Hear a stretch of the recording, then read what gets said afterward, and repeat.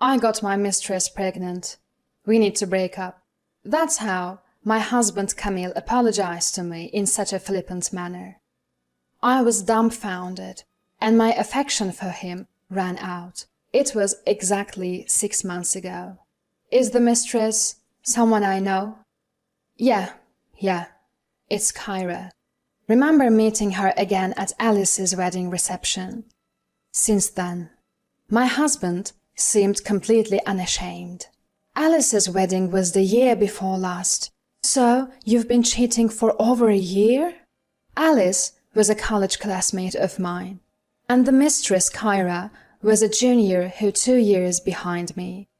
She was in the same research group as Alice, and we played tennis together in college, so I remember her well. She was nicknamed Little Devil behind her back, and was quite famous in a way. Huh, oh, is that so? Time flies when you get older. My husband just laughed it off. What on earth is he thinking? I can't understand him at all. I'm Viola, 30 years old. I met my husband in the college tennis club. Despite him being 5 years older at 35, the reason he knew me was that he was an alumnus who often showed up. He loved happy hours, had lots of friends, and was friendly with everyone. He took great care of the freshmen and was a kind person. I only realized that it was limited to girls after we started dating. I was made to cry many times due to his cheating habits back then, but I loved him and married him right after graduation. But once I started working, I got to know the real him, or rather, his useless side. The reason he frequently appeared in the tennis club's clubhouse, acting all high and mighty with the juniors, was that he was completely ignored by his peers. The truth was that he was so incompetent at his job that he wasn't given any serious responsibilities, so he had a lot of free time. Even now, there is no prospect of a raise or promotion. He's just a pretentious good-for-nothing who can't do his job or household chores. He is utterly useless. I tried various things to change my husband after we got married, but his refusal to change made me give up. The reason I hadn't divorced him was not just that work was busy and it was a hassle, but also because his parents were good people, a reason that had nothing to do with my husband himself. So, look, we need to split up quickly because of the baby coming. You can have this apartment, and I'll leave. That's the end of it, okay? I was taken aback with his careless words, and my husband with a sly grin. What? No way. Let's part ways cleanly. This is not a good opportunity. As I neared my 40s, I started wanting a child. I had graduated college and started working as a full-time employee. I was earning more than my husband, and my company had great parental and maternity leave benefits. I was ready for a baby, but it wasn't happening, and it was heartbreaking. There was no love left for my husband, who had an affair and got the other woman pregnant. I wanted to completely and cleanly end the relationship. What made me even angrier was that he didn't apologize at all. He just spoke his needs and demands without any remorse. It was clearly time to end this unpleasant relationship that had lasted for years. We'll involve a lawyer, ask for compensation, and divide the property. Of course, we'll request something from Kyra too. What? I don't have that kind of savings, and Kyra's pregnant. I don't want to stress her out. Well then, why don't you take on the debt and pay for it yourself? It's your affair that caused this separation, so take responsibility properly. When I glared at my husband, he raised his hands in surrender. I guess I have no choice. Maybe my dad will take on the debt for me. With that, I moved forward with the divorce and hired a lawyer. I received multiple calls from my in-laws, pleading and begging me not to leave. My father-in-law even cried, saying, "If Viola leaves him, he is finished." And my mother-in-law begged, "Please reconsider, Viola. I love you like my own daughter." But I couldn't go back. After revealing everything about my husband's constant infidelity and laziness at home, even they finally understood. "We are truly sorry," they said, bowing their heads in shame. They even paid the compensation in a lump sum on behalf of my husband, who had no savings. They made him promise never to ask for their help with debt again and to repay them promptly. I still can't understand how such a careless and irresponsible man came from such decent and responsible parents. I'm going back to my parents' house. The divorce process, which I had thought would be a hassle, was over before I knew it. I returned to my recently relocated family home, and half a year passed by. I had stopped thinking about my ex-husband, busy with work on weekdays and cleaning the house on weekends. I received a call from my best friend, Alice. Alice was furious from the start. "Viola, did you know? Your ex-husband Camille and Kyra, they are living in a new high-rise apartment and bragging about it everywhere. Kyra just called me for a baby shower party. The presents have to be over $100 and the participant fee is $100 too. It's insane, right?" she yelled. I didn't know that Kyra had given birth, and I didn't understand why she had even contacted Alice. My ex-husband knew it, and so did Kyra. They both knew that Alice is my best friend. Why would Kyra even invite Alice? She must know that Alice would tell me everything. When I said this hesitantly, Alice's anger erupted even more. "She did it on purpose, on purpose." That horrible woman said, "I'm so happy now, thanks to Viola breaking up with Camille." Can you believe she would tell me that? She's the worst kind of person. I want to put her in her place somehow. Little devil from our student days has finally grown into a demon, hasn't she? In college, Kyra was a bad woman, meddling with the men of happy couples. Even if couples fought because of her, she kept a calm face. "If they break up just because another girl shows interest, it's not true love, right? They'll break up eventually anyway. So, what's the big deal?" she would say, stretching her words in a saccharine voice, smirking. I pitied her, thinking she had never truly loved anyone, but I wasn't naive enough to get involved with her. I decided to keep my distance. For now, I didn't care about Kyra. There was something else I couldn't ignore. Alice, speaking of which, there's only one newly built high-rise apartment building, right? Did you hear when they moved in, or anything? I've never met them. Alice quickly answered. Apparently, it was very recently. They were bragging about getting in luckily because a spot opened up. It seemed someone who bought a new high-rise apartment had to relocate for work and had put it back on the market without moving in. I see. That makes sense then. Viola, your moving day is this Sunday, right? The baby shower party is on Saturday. So, you only have to be careful for one day. There are plenty of elevators, and the entrances might be even different. You're right, we haven't met so far, so it should be fine. Alice and I laughed together, but an unexpected situation still occurred. On Saturday, I ran into my ex-husband and Kyra in the first-floor elevator hall. My ex and Kyra were getting off the elevator, and I was waiting for it. Our eyes met perfectly, and there was no escape. "Hey, Viola, what are you doing here?" My ex-husband was the first to speak. Then Kyra chimed in. "Viola, are you here to celebrate with us? You wanted to see our adorable baby, didn't you?" Her voice was bright and sweet, her face smiling, but her eyes weren't laughing at all. What? Seriously? You came to participate without an invitation? To observe? To see the high-rise apartment? Or our prince? Hearing the baby referred to as baby and prince was irritating. That's not it. I was just waiting for the elevator, I said, consciously, switching to a polite tone midway.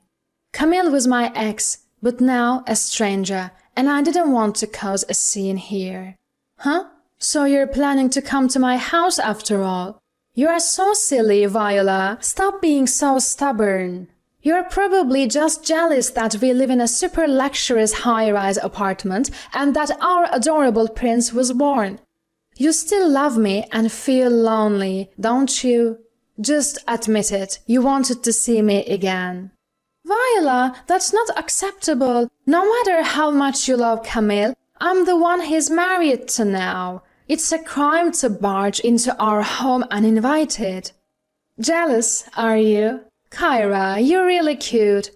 So sorry, Viola, but Kyra and our prince are my priority now. So you're not welcome here. I hadn't seen my ex-husband in 6 months, and his thoughts were as outlandish as ever. Kyra also seemed completely incomprehensible. My cheating ex-husband and his new lover were a perfect match in a way. I regretted wasting my precious 20s on my ex-husband. I'm utterly ashamed of having dated and married Camille. I wish to bury those memories in darkness. I should have left him sooner. I had not made excuses and just broken up with him. I wouldn't have had to listen to this nonsense from my ex-husband and his lover. I was shocked, but my words seemed to have struck a nerve with my ex-husband. What's that? You're really lacking the charm. Learn from Kyra. Even her jealousy is cute. She's just giving birth, but still takes the effort to look stylish for me. Don't you think she's admirable? Aren't you embarrassed to be wearing such cheap clothes and no makeup? Not embarrassed at all. I was just going to the grocery store. I was wearing a simple white t-shirt and jeans. They weren't ragged, but they were clean. That's exactly the problem. That's why I grew tired of you. Enough already. We have nothing to do with each other. Just go home. Annoyed by my indifferent tone, my ex-husband waved his hand as if shooing a dog or cat. No, this is my house, actually. That's why I was waiting for the elevator. What? Seriously? You're lying, right? Viola, that joke isn't funny at all. Seeing their unbelieving expressions, I had no choice but to explain. I've been living with my parents in this high-rise apartment for 6 months now. My father was approached by the salespeople when there was talk of selling the land he owns here. They told him that living in a high-rise would be more convenient than a single-family home, especially as he's getting older. But it's not like the entire grounds of the high-rise was our land. It was just a part of it. Still, enough money came in from selling in. And during the negotiations, we were able to move into one of the higher floors for much less than market value. What? You are landowners with that much money? If I'd known, I wouldn't have broken up with you. Give me back the compensation money. There was no need for a property settlement, was there? That's a separate matter. The compensation was a result of your affair, and the property settlement was a settlement between us as a married couple. I sighed. Glancing at Kyra, who was mumbling to herself without saying anything, I caught, I can't believe Viola is living in a high-rise. I thought I had totally won. Kyra glared at me and said, But Viola, you don't have a baby or a loving darling, do you? I haven't lost yet. Look, I was never competing with you, Kyra. I'm actually thankful to you for giving me the opportunity to break up with Camille. Oh, and I'm moving out of my house tomorrow, so I don't think we'll see each other again. What? Why? You just moved into a high-rise. Both were surprised, but I shrugged. Maybe it's a matter of different values. It just wasn't a good fit for my family. I found living in a high-rise wasn't suitable for hanging laundry outside. There are no balconies on the higher floors for safety, and only some windows can be opened. It wasn't suitable for my mother and me, who want to dry our laundry and bedding in the natural sunlight and wind without using a dryer. Plus, the sunlight was intense, and it was too hot even with the air conditioning on. It shakes quite a bit even with a magnitude 3 earthquake.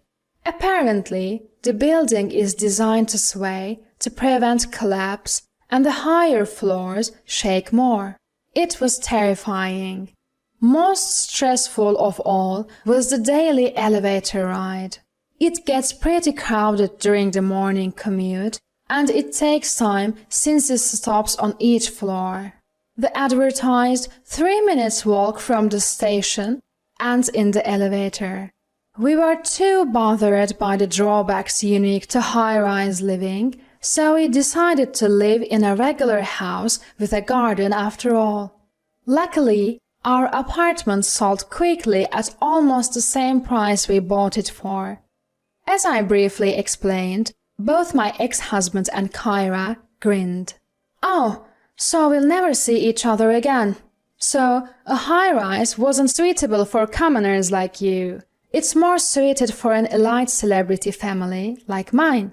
I couldn't understand how he came to that conclusion, but one thing became clear.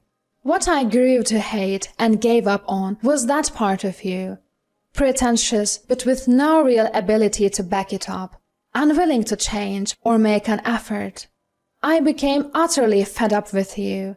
But it's okay now. You're unfixable. So, goodbye. I repeated my ex-husband's words, giving them right back to him. Stepping into the just-arrived elevator, I glanced at Kyra, who's glaring at my astonished ex-husband and me. Right before the doors close, I add one final remark. By the way, are you sure the child is really yours? What do you mean? My ex-husband looks at me, utterly confused. I mean exactly what I said. Right, Kyra? You know what I mean, don't you? The doors closed then, so I don't know what happened next. In reality, when we were struggling to have a child, I underwent tests at the gynecologist's, and the results showed no problem on my end. So I started to wonder if the problem was with my husband, but he refused to get tested. That's why I left that insinuating comment. After that, I heard a story from a mutual friend who went to Kyra's baby shower.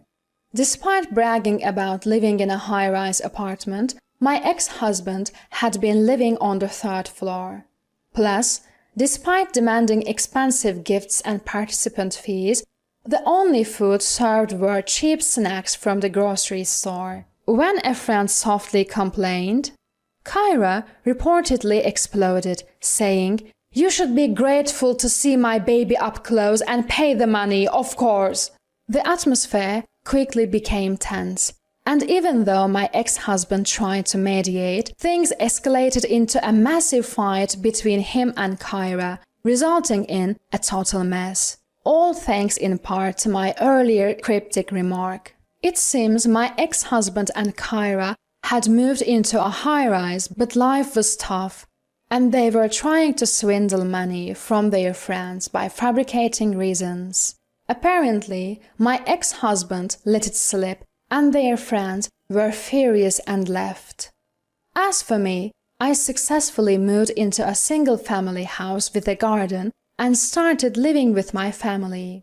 Recently, I began keeping an adorable kitten. Our former high-rise had been found to have significant defects and illegal construction methods, and it's been in the news every day. Now, even if they want to sell, they can't. We talked as a family and concluded that maybe we were surprisingly lucky. I'm very happy now. My ties with my husband are severed, and I've achieved peaceful days. On a day off in the afternoon, as I fold the completely dry laundry, my kitten sometimes falls asleep on the clothes. Seeing that adorable sleeping face, I think to myself, today was another good day.